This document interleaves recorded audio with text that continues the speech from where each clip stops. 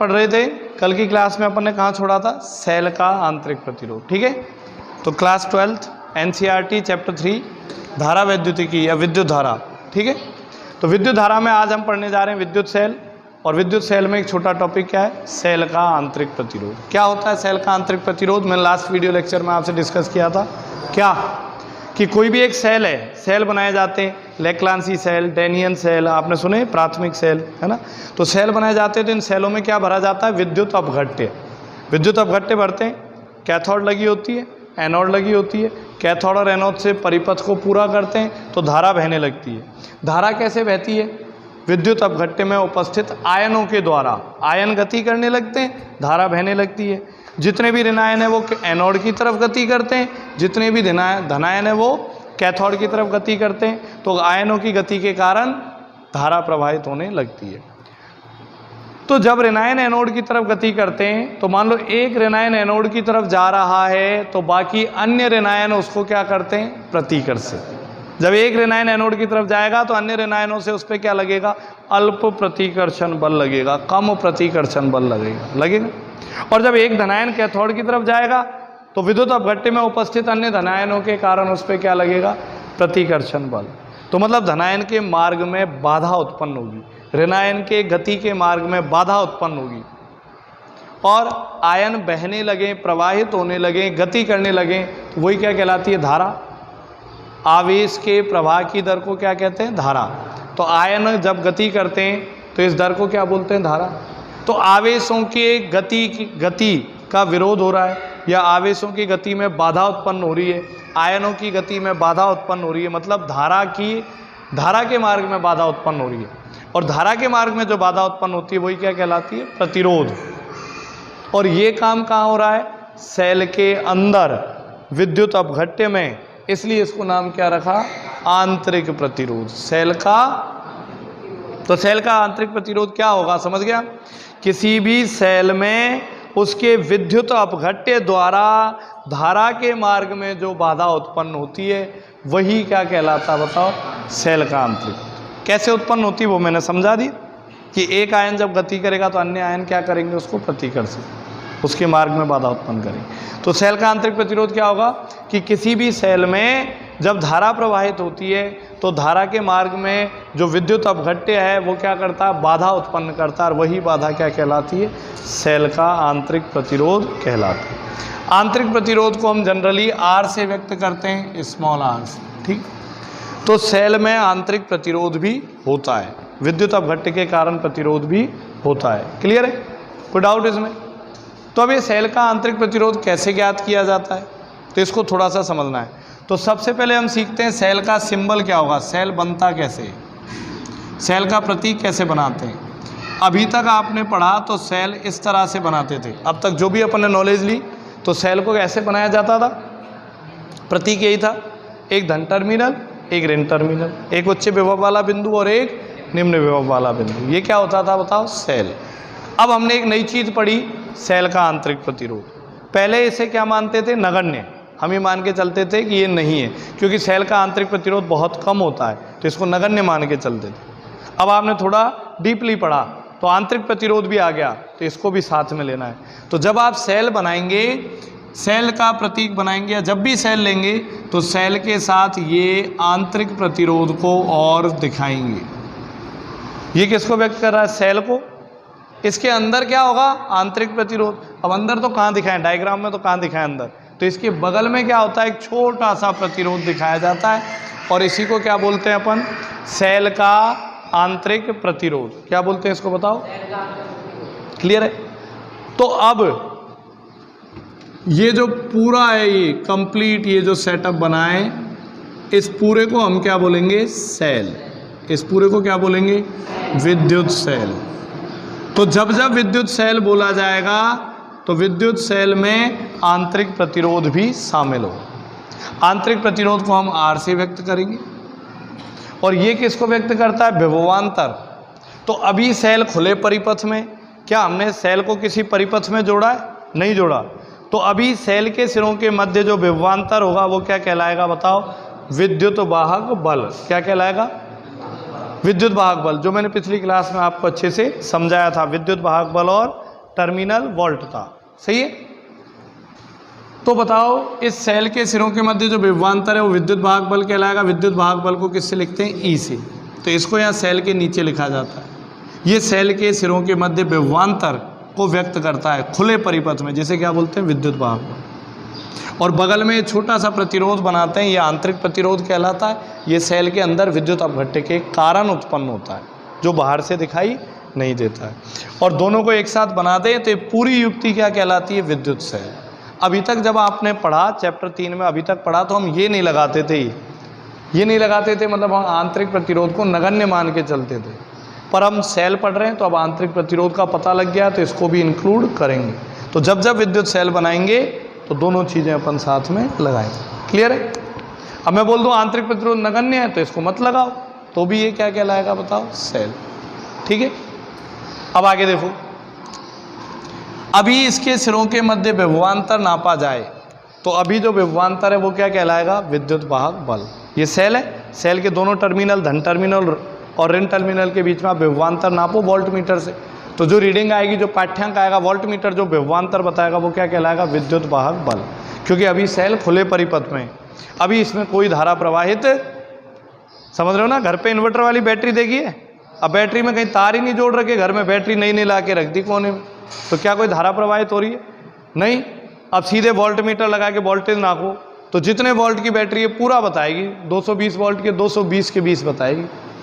लेकिन उसी बैटरी को अगर आप घर में काम में ले लो, घर में ट्यूबलाइट भी जल रही है, पंखा भी चल रहा है, फ्रिज भी चल रही है, टीवी भी चल रही है इन्वर्टर से, अब आप वोल्ट मीटर लो और वोल्ट मीटर लेके उस बैटरी का वोल्टेज नापो तो अब आपको 220 वोल्ट नहीं मिलेगा, कम मिलेगा। कारण क्या है? कि जो ऊर्जा है, जो विद्युत ऊर्जा है वो काम आ रही है वहाँ पे, उपयोगी कार्य करने में खर्च हो रही है, तो ऊर्जा का अधिकतर भाग वहाँ खर्च हो रहा है, इसलिए वोल्टेज क्या मिलेगा आपको बताओ? कम मिलेगा। और वही कम वोल्टेज क्या कहलाती है? टर्मिनल वोल्टता। पिछली वीडियो क्लास में मैंने आपको समझाया टर्मिनल वोल्टता के बारे में। ठीक है। तो अभी सेल खुले परिपथ में, तो अभी इसके सिरों के मध्य विभवांतर नापा जाए तो क्या होगा बताओ? वही विभवांतर विद्युत वाहक बल कहलाएगा, क्योंकि इसमें धारा प्रवाहित नहीं हो रही है अभी। अब जैसे ही इसे बंद परिपथ में जोड़ दिया जाए, देखो जैसे इसको परिपथ में जोड़ दें, परिपथ में जोड़ने का मतलब क्या होता है? इस विद्युत सेल की सहायता से या तो आप बल्ब जलाएं, पंखा चलाएं, कोई भी काम करें, कोई विद्युत उपकरण में इसको विद्युत ऊर्जा को यूज़ में ले, तो कोई भी चीज़, बल्ब जलाओ, पंखा चलाओ, तो इसका मतलब बल्ब जलाते हैं तो उसमें क्या होता है? प्रतिरोध। टंगस्टन का तार होता है, वहाँ क्या होता है? प्रतिरोध। तो कुल मिला के प्रतिरोध से जोड़ दिया। तो हम क्या करते हैं? बाह्य प्रतिरोध से जोड़ देते हैं। बाह्य प्रतिरोध का मतलब होता है कोई भी विद्युत युक्ति जोड़ दी, बल्ब जोड़ दिया, हीटर लगा दिया, छोटे सेल पे हीटर तो क्या लगाओगे, छोटा पंखा लगा दिया, बल्ब लगा दिया, है ना? ऐसे। तो मतलब कोई बाह्य प्रतिरोध से जोड़ दिया। अब ये जो प्रतिरोध मैंने यहाँ बनाया है, ये इसको थोड़ा सा बड़ा बनाएंगे, ये जो प्रतिरोध है ये कहलाता है बाह्य प्रतिरोध, अलग से जोड़ा गया है। और ये जो था ये सेल के अंदर ही होता है आंतरिक प्रतिरोध, ये तो हमेशा साथ में रहेगा, और बाह्य प्रतिरोध जोड़ा जाएगा। तो ये बाह्य प्रतिरोध है, इसको मैंने किससे व्यक्त किया बताओ? आर से। स्मॉल आर से आंतरिक प्रतिरोध को, कैपिटल आर से बाह्य। अब जैसे ही ये जोड़ा, अपन ने बल्ब को जोड़ दिया सेल के दोनों सिरों, तो बल्ब जलेगा, या पंखे को जोड़ दिया छोटे फैन को तो पंखा चलेगा, चलेगा ही नहीं। तो मतलब इस परिपथ में क्या बहने लगेगी? धारा। और धारा कैसे बहती है? धारा प्रवाह की दिशा क्या बताई थी? उच्च विभव से निम्न विभव की ओर, मतलब धन विभव से ऋण विभव की ओर। तो कैसे? धन विभव से धारा प्रवाहित होगी ऐसे, और ऐसे जाते हुए किधर आ जाएगी बताओ? ऋण विभव की ओर। धन विभव से ऋण विभव। क्लियर है? कोई डाउट? तो विद्युत धारा प्रवाहित होने लगी यहाँ पे आई। सही। अब आपने सुना होगा कि जब किसी प्रतिरोध तार में धारा प्रवाहित होती है तो ओम के नियमानुसार उसके सिरों पे क्या उत्पन्न होता है? विभवांतर होता है नहीं? तो ओम के नियमानुसार इसके सिरों पे क्या उत्पन्न होगा बताओ? और कितना विभवांतर उत्पन्न होगा? V से लिख दें। और ओम के नियम के अनुसार ये विभवांतर कितना होगा? V = I। समझ गए? R प्रतिरोध वाले तार में जब I धारा प्रवाहित करते हैं तो उसके सिरों पे विभवांतर कितना उत्पन्न होता है? V = I। तो ये बाह्य प्रतिरोध के सिरों पर विभवांतर उत्पन्न होगा V बराबर I। क्लियर है? अब मुझे एक बात बताओ, ये पूरा क्या कहलाता है बताओ? सेल। ध्यान से समझना है, ये समझ आ गया तो अगले 2 टॉपिक खत्म है। अगले 2 टॉपिक बड़े आसान है। पूरा खेल आंतरिक प्रतिरोध का है, ये अगर समझ आ गया तो सेल का टॉपिक ही खत्म है एनसीईआरटी लेवल पे। इसी में पूरा टाइम लगेगा, इसी को डिटेल से समझना है। देखो ये पूरा सेल कहलाएगा। अब ये बंद परिपथ में है। अब ये सेल किस में बताओ? मतलब धारा बह रही है इसमें से, सेल बंद परिपथ में। बंद परिपथ में तो अब यदि इस सेल के सिरों के बीच में विभवांतर नापा जाए, ये सेल है, सेल के सिरों के बीच में विभवांतर नापा जाए तो ये विभवांतर विद्युत वाहक बल से कम मिलेगा, विद्युत वाहक बल से कम मिलेगा। और यही कम विभवांतर क्या कहलाता है? Terminal volt. बोलो कहलाएगी नहीं? तो ये जो विभवांतर है वो कम मिलेगा और यही कम विभवांतर क्या कहलाएगी? टर्मिनल वोल्टता। तो टर्मिनल वोल्टता क्या होगी? सेल के सिरों के मध्य उत्पन्न विभवांतर जब सेल बंद परिपथ में हो, क्या कहलाती है? Terminal volt. तो यह टर्मिनल वोल्टता, ये टर्मिनल वोल्टता निकालें यहाँ, टर्मिनल वोल्टता। देखना इसको थोड़ा सा ध्यान से समझना है ना, टर्मिनल वोल्टता। देखिए है ना, ध्यान से समझना है। आप मुझे बताओ, अगर जब ये सेल परिपथ में नहीं जुड़ा, जब ये सेल परिपथ में नहीं जुड़ा था तब इसके सिरों के मध्य विभवांतर क्या कहलाएगा? विद्युत वाहक बल कितना था? E। तो विद्युत वाहक बल लिख दिया E। सही है। जैसे परिपथ में जोड़ा तो इसके सिरों पे विभवांतर इसकी तुलना में कम मिलेगा और वो कम विभवांतर ही क्या कहलाएगा? Terminal volt. कितना कम मिलेगा, कितना घटेगा, पता लगाओ कितना कम मिलेगा। तो आप देखो परिपथ में धारा बहने लगी, धारा बहने लगी। सेल की बात कर रहा हूँ, केवल इन सिरों के बीच में निकाल रहा हूँ विभवांतर, केवल सेल पे देखना।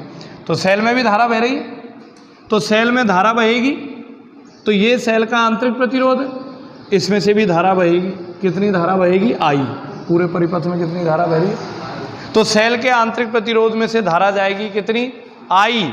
और आप मुझे बताओ R प्रतिरोध में यदि I धारा प्रवाहित होगी तो यहाँ क्या उत्पन्न होगा? विभवांतर। ओम के नियम से कितना विभवांतर उत्पन्न होगा?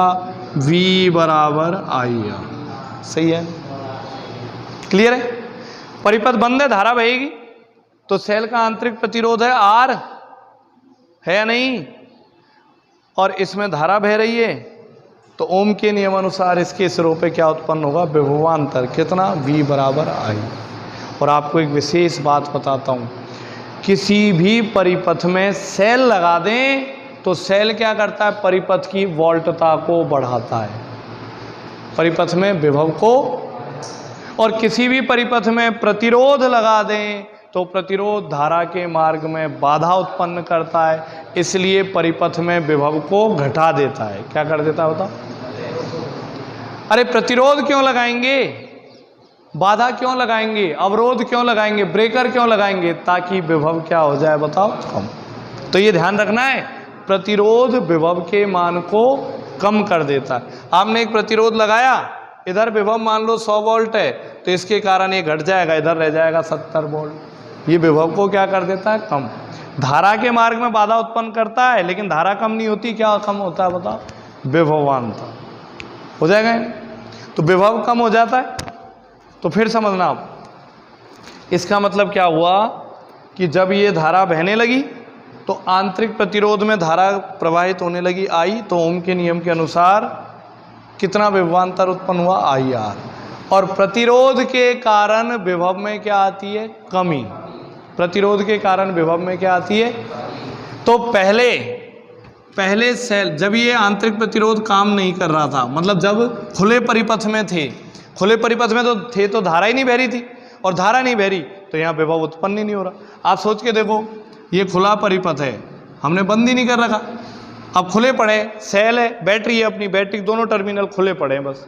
अब खुले पड़े धारा बहेगी नहीं, और धारा नहीं बहेगी, जब धारा ही नहीं बहेगी इसमें तो क्या यहाँ पे विभवांतर उत्पन्न होगा? नहीं होगा। केवल कौन सा विभवांतर रहेगा? ये जिसे हम विद्युत वाहक बल बोलेंगे। तो खुले परिपथ में तो ये अकेला ही था ई, लेकिन बंद परिपथ में रखते ही धारा बहने लगी और धारा के कारण यहाँ विभवांतर उत्पन्न हुआ IR, और ये प्रतिरोध के कारण हुआ। तो ये क्या कर देगा, पहले वाले विभवांतर को या पहले वाले विभव को क्या कर देगा, कम। प्रतिरोध के कारण जो विभव उत्पन्न होता है वो विभव में क्या करता है, कमी। तो पहले कितना विभवांतर था E, अब ये कम कर देगा, कितना कम कर देगा, IR। प्रतिरोध से कितना उत्पन्न हुआ, IR। तो पहले विभव कितना था E, अब प्रतिरोध से कितना उत्पन्न हुआ, IR, और प्रतिरोध के कारण जो विभवांतर है वो पहले वाले में क्या कर देता है, कमी। कमी मतलब पहले वाले में से ये घट जाएगा। मतलब मान लो सेल का विद्युत वाहक बल कितना था, 10 वोल्ट, और इस प्रतिरोध के कारण कितना उत्पन्न हुआ, 4 वोल्ट। तो अब बाकी कितना रह गया बताओ, 6 वोल्ट रह गया। बोलो कोई दिक्कत? तो मतलब जो विद्युत वाहक बल है उसमें से ये विभव पतन घटा दिया। अब जो शेष रह गया वही क्या कहलाएगा, सेल के सिरों के मध्य विभवांतर, जब सेल बंद परिपथ में हो, और उसी को क्या बोलेंगे, टर्मिनल वोल्टता। और टर्मिनल वोल्टता को किससे व्यक्त करेंगे, V से। तो अब पता लग गया, विद्युत वाहक बल में से कुछ घटा दें तो टर्मिनल वोल्टता मिलती है। मतलब टर्मिनल वोल्टता का मान हमेशा विद्युत वाहक बल से कम हो। बोलो गए ना? तो टर्मिनल वोल्टता का मान हमेशा विद्युत वाहक बल से कम होगा। अभी तक यही पढ़ा, आगे बहुत कुछ चेंज हो सकते हैं, बताऊंगा आगे, ठीक है। तो ये क्लियर होता है क्या अभी तक, बताओ, समझ आता है? सीधी सी कहानी सुन लो कि एक सेल है, अब ये तो मैंने पूरा डिटेल में समझा, सीधे सुन लो। एक सेल है, सेल मतलब घर पे इन्वर्टर वाली बैटरी है, खुली पड़ी है, उसका वोल्टेज है मान लो 220 वोल्ट, तो वो क्या कहलाएगा, विद्युत वाहक बल कहलाएगा। अब उस बैटरी को घर में यूज़ ले लिया, लगा दिया घर के परिपथ में। अब इन्वर्टर काम कर रहा है, घर में कर रहा है नहीं, इन्वर्टर से बल्ब जल रहा है, फैन चल रहा है, तो बैटरी में धारा बहने लगेगी, बैटरी में आयन गति करने लगेंगे, बैटरी में धारा बहने लगेगी, और बैटरी का विद्युत अपघट्य धारा के मार्ग में क्या उत्पन्न करेगा, बाधा। तो विभव में क्या आएगी, कमी। पहले कितना था, 220, अब कम हो जाएगा, मान लो 200 ही रह गया, तो ये 200 क्या कहलाएगा, टर्मिनल वोल्ट था। अब ये 20 कम हुआ, किसके कारण हुआ, आंतरिक प्रतिरोध के कारण। और ओम के नियमानुसार आंतरिक प्रतिरोध के कारण कितना कम होगा, IR। तो कुल विभव में से ये जो आंतरिक प्रतिरोध के कारण जो घटा वो घटा दिया, बाकी जो बचा वो टर्मिनल वोल्ट। अब सीधे याद कर लो, ये तो समझाया मैंने कैसे आया, अब सीधे याद कर लो टर्मिनल वोल्टता का फॉर्मूला V बराबर E minus IR। 4-5 numerical solve हो जाएंगे इस एक फॉर्मूले से, आपके NCERT बोर्ड हो जाएंगे। समझ आया यहाँ तक, कोई डाउट इसमें नहीं? अब सीधे याद कर लो टर्मिनल वोल्टता, सेल की टर्मिनल वोल्टता V बराबर E माइनस I।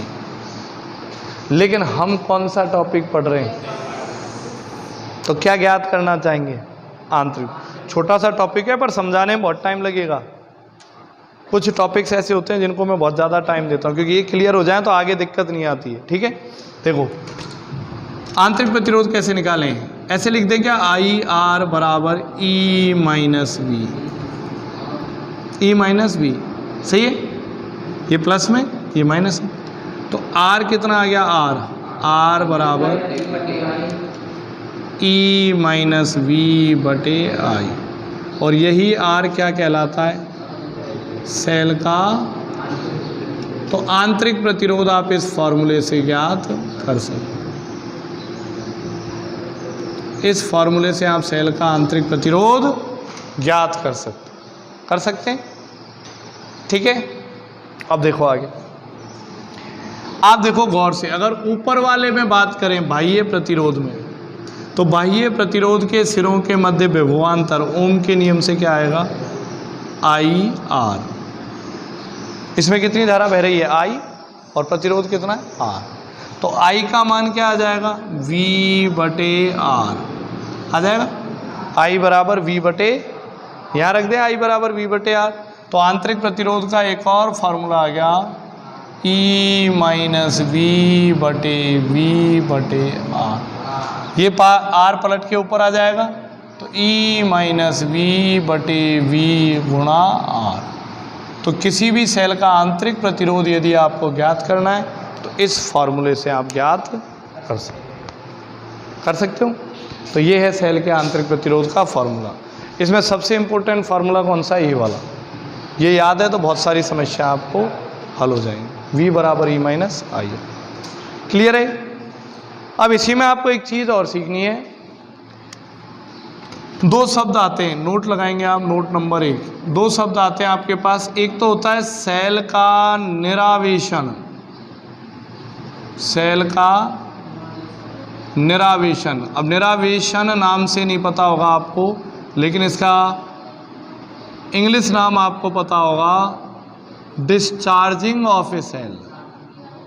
मतलब सेल क्या हो रहा है? डिस्चार्ज। निरावेशन तो नहीं समझते हैं, डिस्चार्ज समझते हैं, है ना। अपनी क्या लैंग्वेज कुछ ऐसी है। ओहो, मुझसे गलती हो गई यहाँ, सॉरी शक्तिमान। CELL हो जाती है छोटी मोटी गलतियाँ, है ना। सारे दिन पढ़ाते रहते हैं, शाम तक आते हैं थक जाते।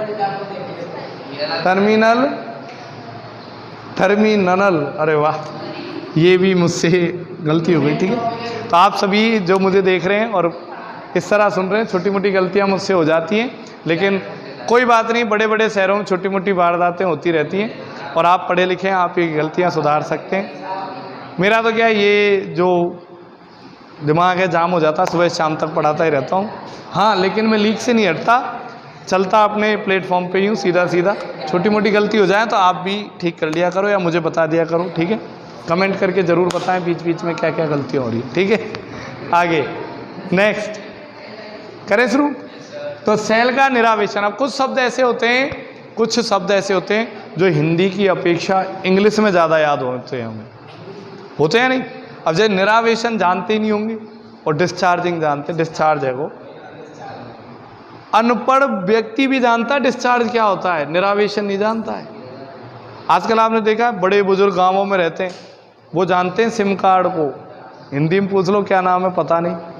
मोबाइल जानते हैं, हिंदी में पूछ लो क्या नाम है नहीं पता। पता है आपको हिंदी में क्या नाम है मोबाइल का? हस्तचलित दूरभाष यंत्र, हस्तचलित दूरभाष यंत्र। लेकिन लेंदी है तो इंग्लिश में ज़्यादा फेमस है ना।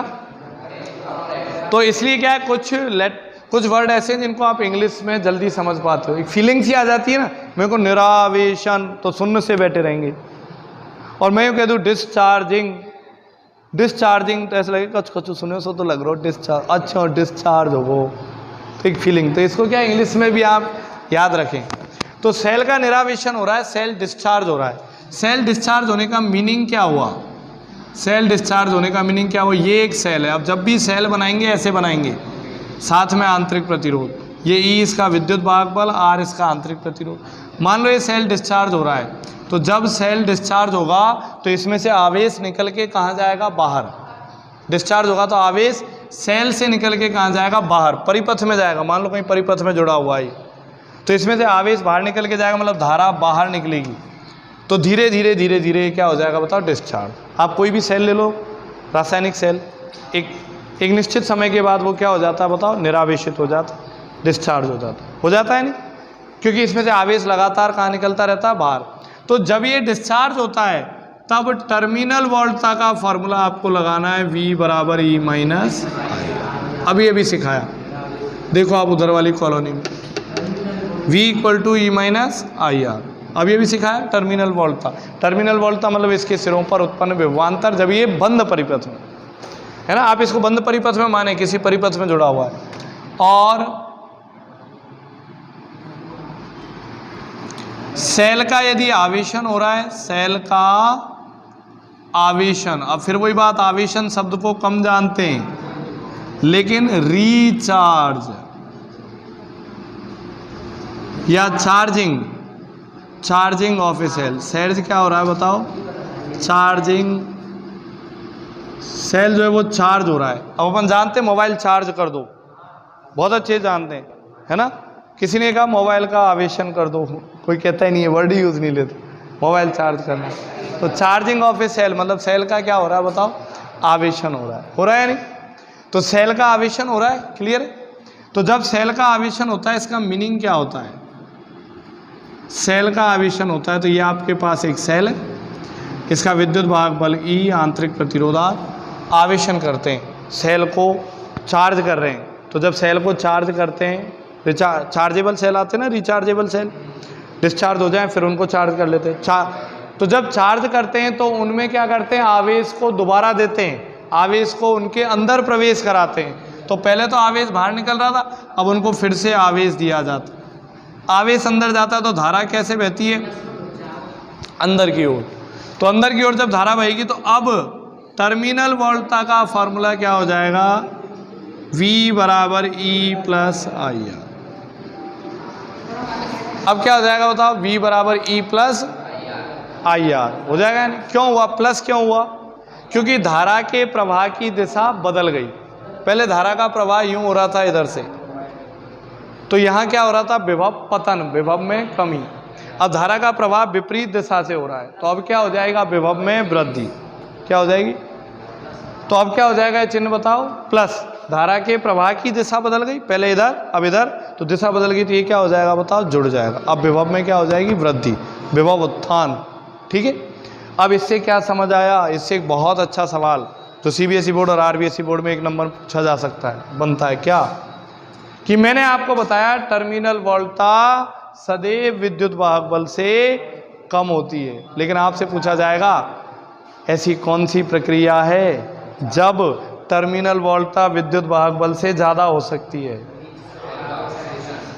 चार्जिंग ऑफ ए सेल, जब सेल का आवेशन किया जाएगा तब टर्मिनल वोल्टता विद्युत वाहक बल से ज़्यादा होगी, क्योंकि प्लस हो रहा है आवेशन, है ना। तो जब सेल का आवेशन करते हैं, जब सेल को चार्ज करते हैं, तब टर्मिनल वोल्टता ज़्यादा होती है, किससे बताओ, विद्युत वाहक बल से। बाकी चार्जिंग तो कभी कभार करते हैं, ज़्यादातर तो हम क्या करते हैं, निरावेशन करते हैं। सेल का काम कहाँ लेते हैं, डिस्चार्जिंग में। तो इसलिए सामान्यतः ये माना जाता है कि टर्मिनल वोल्टता विद्युत वाहक बल से कम होती है। निरावेशन के दौरान तो ये कम होगी और आवेशन के दौरान क्या होगी, ज़्यादा। तो जब आप न्यूमेरिकल सॉल्व करें सेल से रिलेटेड, तो उसमें ये जरूर पढ़ लें कि सेल का निरावेशन हो रहा है या आवेश। अगर निरावेशन हो रहा है तो ये फॉर्मूला, और आवेशन हो रहा है तो ये। समझ आता है आपको, कोई डाउट इसमें? तो ये है आपके पास विद्युत सेल के बारे में बेसिक जानकारी जो इस चैप्टर में है, NCERT लेवल। बोलो है नहीं, शॉर्ट एंड स्वीट, बहुत आसान तरीके से मैंने आपके सामने पेश किया। हालांकि NCERT में बहुत कुछ दिया हुआ है, लेकिन वो तरीका डिफरेंट है, थोड़ा सा कठिन है, तो मैंने आसान तरीके से आपके सामने रखा है इस बात को। ठीक है, समझ आया?